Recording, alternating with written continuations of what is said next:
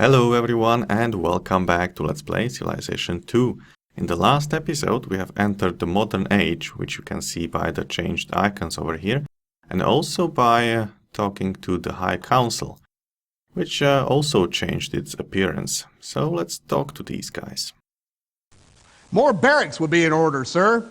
Unless you'd rather have our boys bunking out in your latrine. I disagree, sir. You're Einstein, sir. I mean, you are the E to the MC squared, like a clock speed doubled microchip, sir. We're number one in science! Wow, that's not cool. Build a stock exchange, and I'll show you what cash flow is really about. Why make what you can't fight for, General? Pay attention to your military first. Okay, I don't like this guy, but he has a point. Sir, there is a technology called espionage. I suggest you research it. I agree, sir. Maybe later. I don't mean to be stepping on your blue suede shoe, sir, but a land without luxuries is like a hound dog without a bone. It's not happy. I disagree, sir. I disagree, sir. Okay, useless as always, doesn't matter. And what shall we do now? We have some... Ooh, okay. I don't like this. Let's buy more defensive units over here, because we have problems, some real problems. Let's buy one over here as well. Okay, 2 border cities should be well defended by now. You are okay. Building roads. Good, we are researching mass production. We'll be ready next turn. We need some units for this transport, and we also need these battleships. So I think Zurich is building one.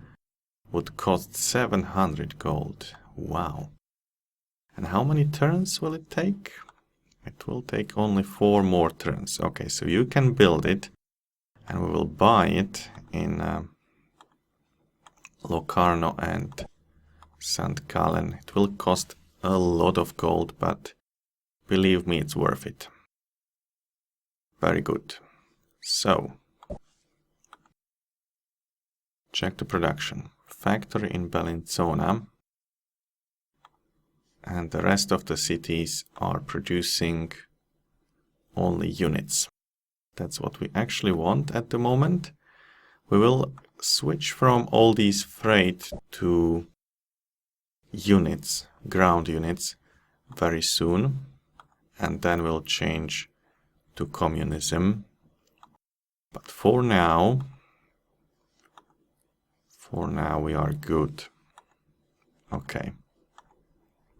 Yeah. Do I want to build a wonder? No. No, I don't. So you can sleep. You can continue building. You as well. You go down. And that's about it. We are still at war, right? Yes, we are at war with Vikings and Carthaginians. However, they have stopped sending units at us, which is actually quite good. Let's see what happens next. They are changing governments like crazy.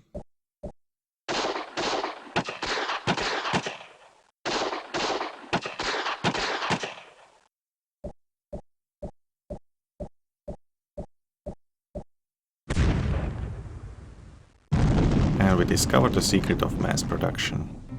Allows us to build mass transit. Let's read the description first. The idea of mass production began to take shape along with the factory system. The automation of production greatly increased productivity with a corresponding decrease in price for manufactured goods. In 1913, automobile manufacturer Henry Ford introduced the idea of assembly lines in his automobile plans. Products being built were conveyed from one workstation to another along the line. At At each station, a worker expertly repeated a discrete segment of the assembly process. The product then moved to the next station, and so on until the finished product rolled off the end of the line. This innovative combination of specialization of labor and the use of automation revolutionized production of complex goods. Word of Ford's assembly line technique spread quickly, and this production method soon came to be used in most of the industrialized nations of the world. Good, let's continue with the tactics, I would say. Yeah, let's continue with the tactics. Schaffhausen, you can change to Battleship. Pollution near Zurich. Okay, so we'll need to go there and take care of this problem. Yeah, we have a lot of pollution. That's unfortunate. But now we can build the mass transit, so let's actually buy the Battleship. It costs so much. 3 turns. Okay, let's build it. And we'll start working on something else in the next turn. That's fine. You can stay there. Okay, we wanted to connect the cities before we do anything else, actually. So build roads there. Kill this guy. Build a road. And we also wanted to take care of them.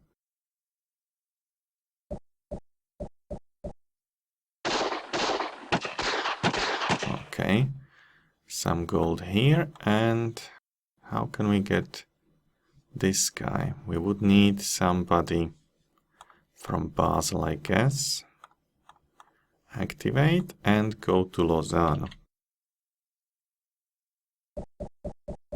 Well, you will not have enough time units. Okay, stay here for now. We'll capture him later, I guess. Yeah, that's fine. In Biel, do we have any unhappiness now? No, it's okay. You can change to Dragoons. Good. The settlers will join our efforts in building roads. For example, right here. This guy will build a fortress. Perfect. Perfect. Oh, and we forgot to go here and clean up the pollution. That's not good. Can you do that? No. Yeah, that was a stupid mistake. We really need to go there. Factory. Yeah, let's build a factory. Very good. These units might want to attack us. Do we have any units which we can spare? In Locarno we have. So, go down and attack. Perfect. Even go back to the city. Locarno is unhappy. Let's try to improve that like this. Anyone still unhappy? No. Okay, good. Very good. And the turn? Persians. Well, what do you want? No, we will not give you the conscription. We have United Nations, so they respect the peace. And withdraw your troops, please.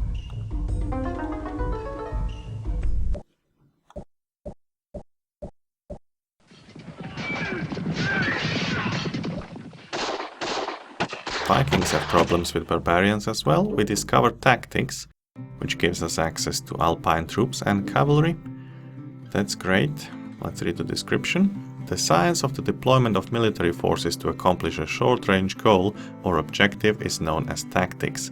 In unique or difficult situations, the maneuvers and methods of attack must be chosen wisely to give one's troops the maximum possible advantage over the enemy by taking advantage of the enemy's weaknesses.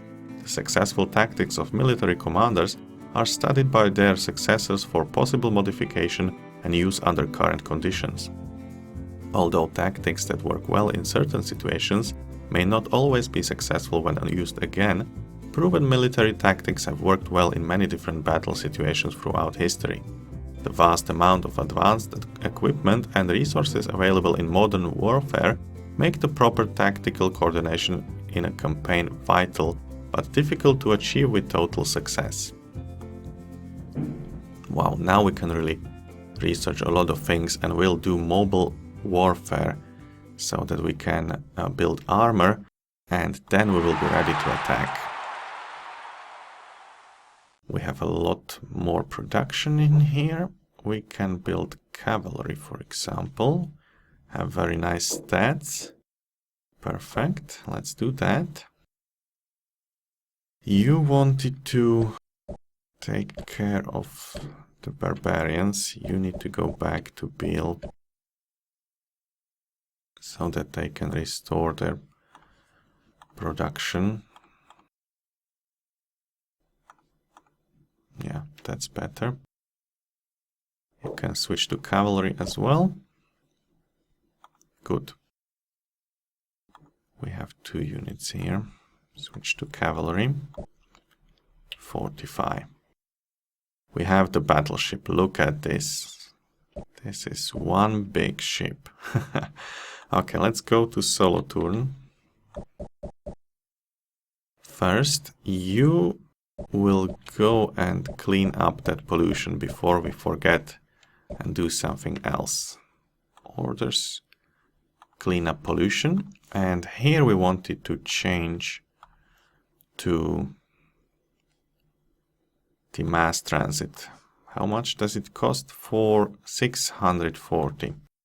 Okay, so what we will do instead is we'll take this caravan, activate it, tell it to go to Zurich. Keep moving. We will disband this unit. And now it should cost a lot less. 270 complete. Perfect. Perfect. That's what we like. We have problems with hunger, however. That's not good. We'll have to solve that eventually. You can go... Actually, you can go and protect my guy over here. Fortify. Roads. You don't need to do anything.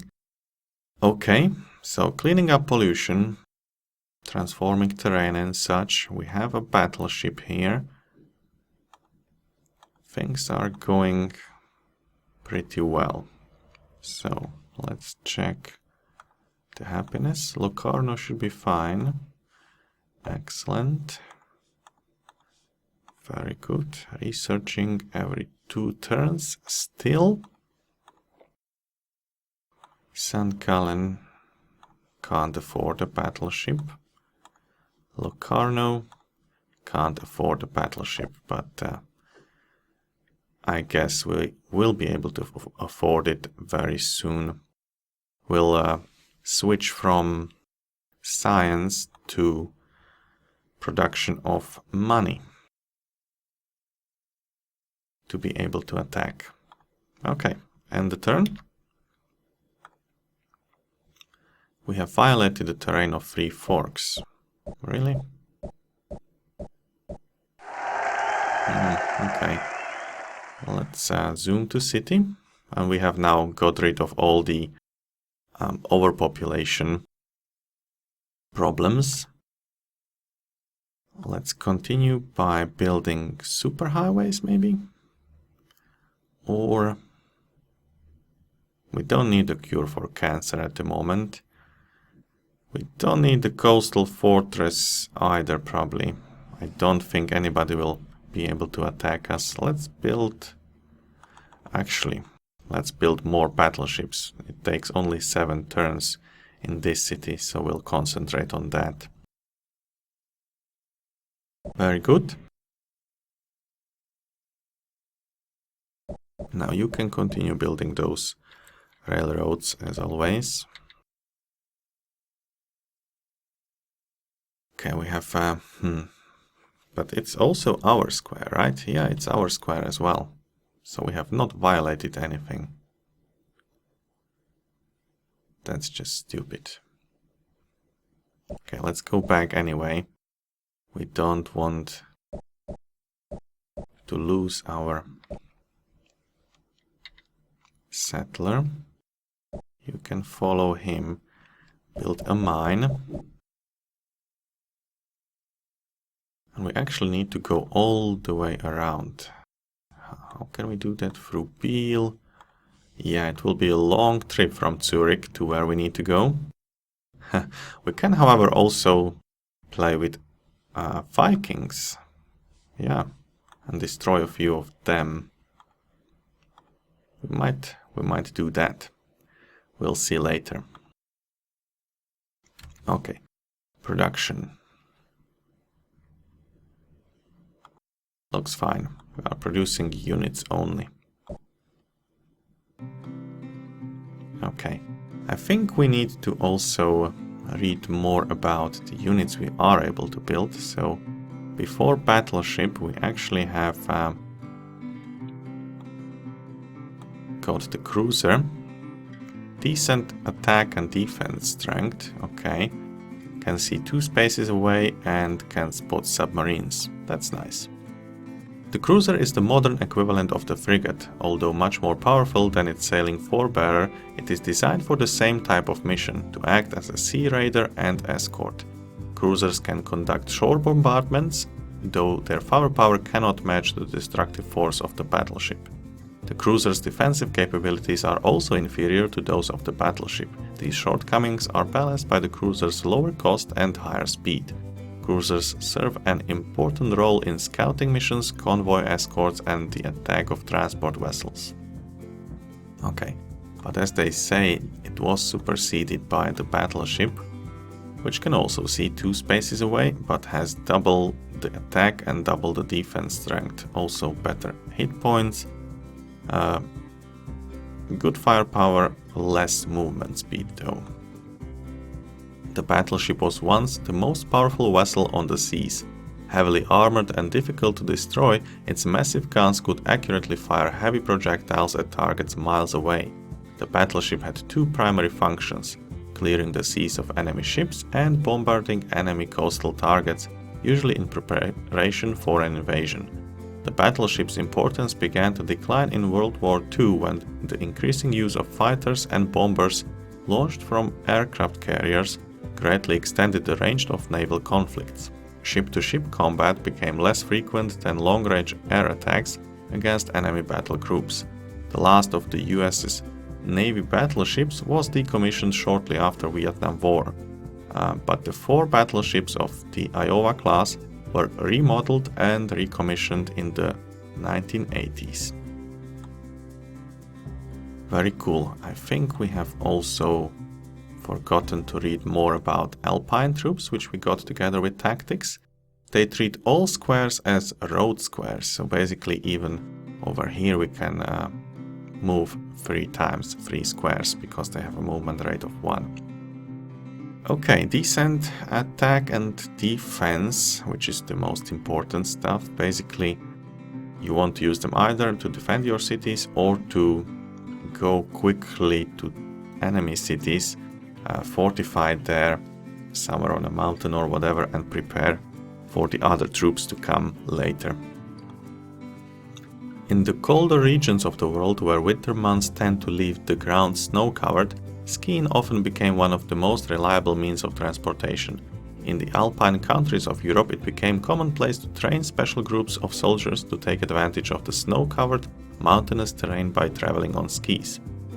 This this proved to be a huge advantage, especially if the enemy forces were not likewise equipped. In November 1939, for example, during the Russo-Finnish War, the Finns managed to cut off the supply and communication lines of the vastly superior Russian army through the use of their extremely mobile ski troops, and the Finns continued to hold an advantage throughout the winter months.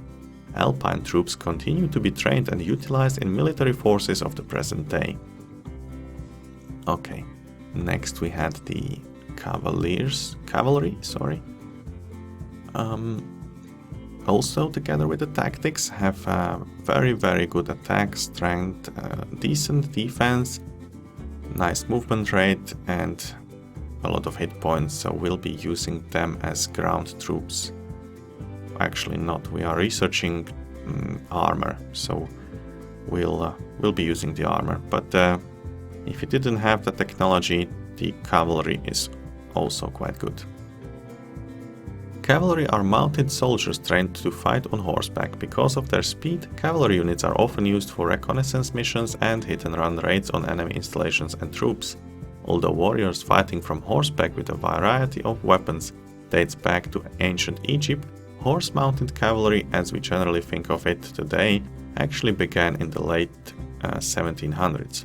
Under Napoleon, the cavalry became an elite force frequently deployed simultaneously with foot soldiers to mask the movement of the main battle force. Cavalry were used extensively in American Civil War and in other conflicts throughout the mid to late 19th century. When the repeating rifle replaced earlier single-shot firearms, horse-mounted troops became easy targets for infantrymen. The South African War from 1899 to 1902 was the last major conflict where cavalry played a major role. Today, the roles once performed by horse-mounted cavalry have been assumed by troops utilizing armored assault vehicles and aircraft. And that's about it for this episode. When we come back, we'll research the mobile warfare, which gives us access to armor.